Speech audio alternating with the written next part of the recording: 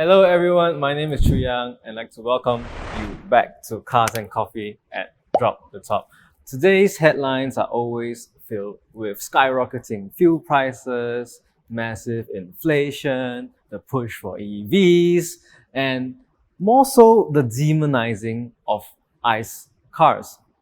Now, the headlines of today reflect or rather mirror the 1970s as well, where in that time we had the oil crisis. But during the oil crisis, it also gave us cars that we know and love today, and they are icons of automotive enthusiasts, right? Like the Lamborghini Countach, as well as Great Britain's first sports car, the Aston Martin V8 Vantage.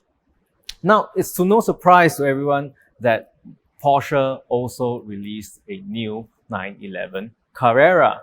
But this was a special Porsche. This was a Porsche that first got a turbo badging. And today, 7 generations later, we have the 992 Turbo S Cabriolet to show you.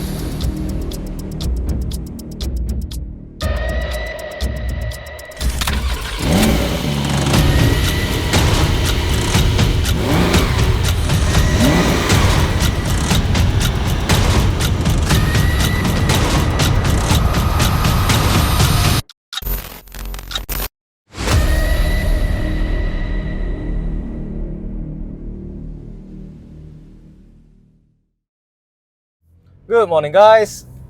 Chu Yang here, and today we are back, and I'm going to show you a very special car.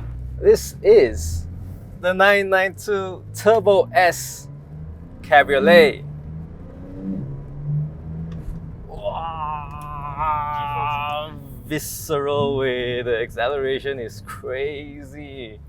Just some specs off the top of my head. 650 horsepower, 800 newton meters of torque. The acceleration in this thing is the one that really gets you, right? It is 0 to 100 in 2.6 seconds. Yes, 2.6 seconds is absolutely insane. But this handles like a dream. 4-wheel drive. You get an 8-speed PDK, you get PDCC, which is the Porsche Dynamic Chassis Control, so very little roll all the way through, and it's just silky smooth to drive, even though this is one of the most sought after supercars in the world, right?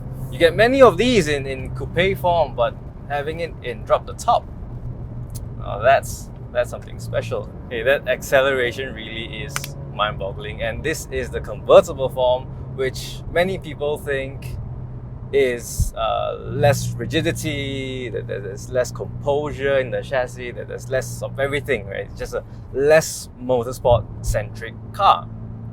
But over driving it a few days, the Turbo S is really refined, and in convertible form, it is exceptionally so. That's because the roof, if you notice on the outside, at the roof line, they maintain that silky smooth silhouette of the 911 Carrera. It's distinguishable even from afar. The insulation, this is just convertible. It's a loud 3.8 liter, flat 6, twin turbo, VTG technology, everything, every bit and bob from the Porsche weaponry or from the Porsche arsenal you get in this car. And even then, it is refined, it is insulated, it's comfortable. This is in sports mode. I'm on bumpy roads and it feels fine. My back doesn't feel like it's about to break. And that is really the epitome of Porsche and the epitome of the turbo collection. And interesting about the twin turbos at the back of this car is that the turbos,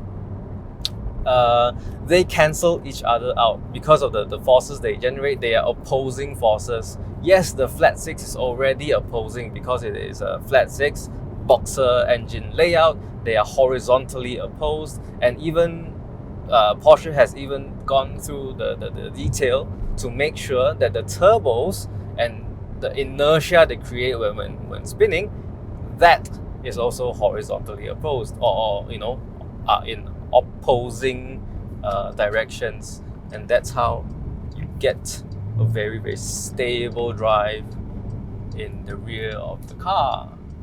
This is supposed to be that car where you can daily drive it, you can go to track after work, you can do insane hooliganry in it.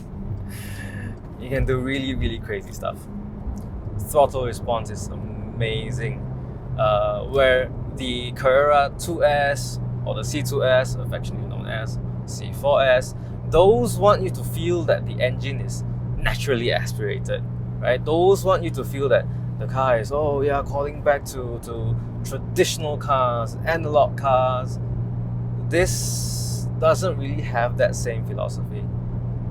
This wants you to know it has two really, really big turbos in it, and that's why you get that massive acceleration, further enhanced by the convertible factor of this car. I think when it comes to Turbo S, you should be looking at the convertible form, the unit we have right here. Right, the convertible roof operates, I think, from testing, an average 14-15 seconds, and operates up to 50 kilometers per hour. Well, obviously we're on the highway right now, so we're not going to be dropping the top. The traction control is sublime. The handling, the cornering ability of this car is really exceptional, and you feel all that on a more raw level, on a more organic level, because speed is only speed when you get to feel it, and you really, really, really get to feel it with the top down. It is an amazing experience. You don't get it anywhere else. You really don't get it anywhere else.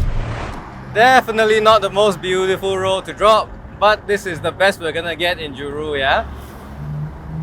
That's just a little taste of what you can get. A little taste. That wasn't even full throttle. I'm not trying to break any laws. So, keeping in mind public safety, everything, this is, little amuse bouche or appetizer. Yeah, see, at low speeds, daily driving. Okay, I was driving in sports mode the whole time, so we go back to normal driving. This is what I imagine most Turbo S owners would use this car for. Daily driving, sometimes weekend driving. Of course, not every day.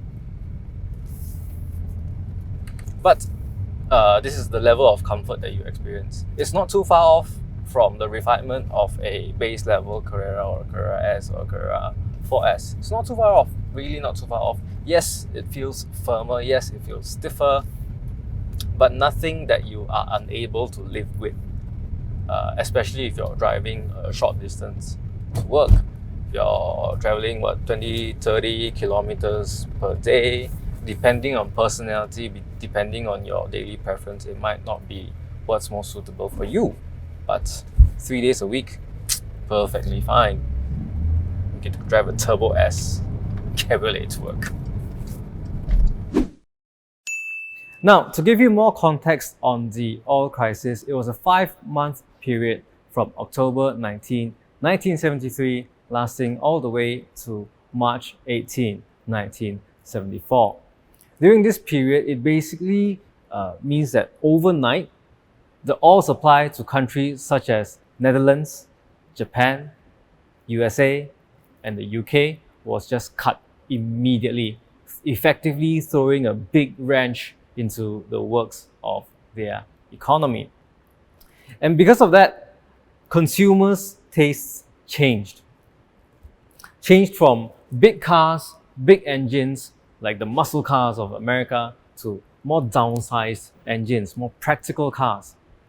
And it was during this period of time where Porsche decided to strap a turbo onto their 911 Carrera and naming it the 930 Turbo.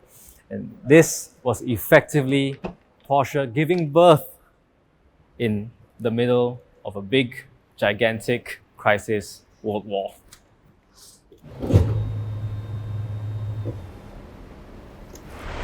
It was at the 1974 Paris Motor Show that Porsche debuted the 930 Turbo. It was the first time that they strapped a turbocharger to the 930, or rather the 911 Carrera, right? But it still maintained that signature Stuttgart greatness of having refinement, of having comfort, at the same time having blistering fast power and great precise handling. And that's a signature of all 911s everywhere. This just takes it to the extreme.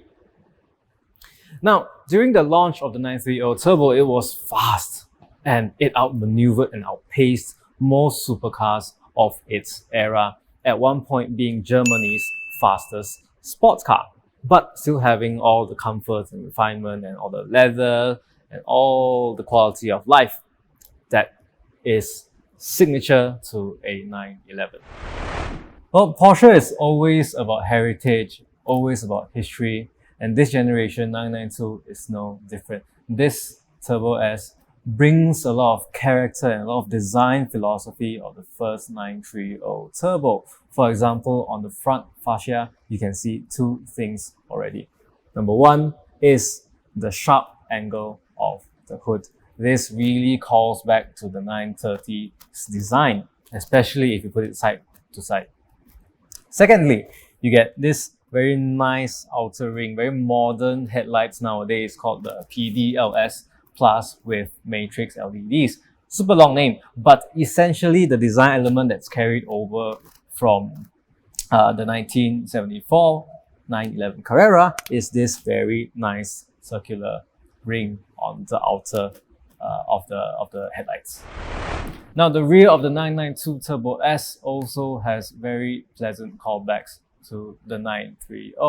This single, long and horizontal taillight serves to call back to the 930's rear. At the same time, the way the Porsche badge is integrated together in this nice form factor is also a callback to the 930 Turbo. This serves to create a much more sporty and also a much more menacing and aggressive look to the car, giving it that signature turbo stance. Ladies and gents, thank you so much for watching. Do remember to show your support for this video if you enjoyed it. And I will see you next time at Cars and Coffee. Drop the top.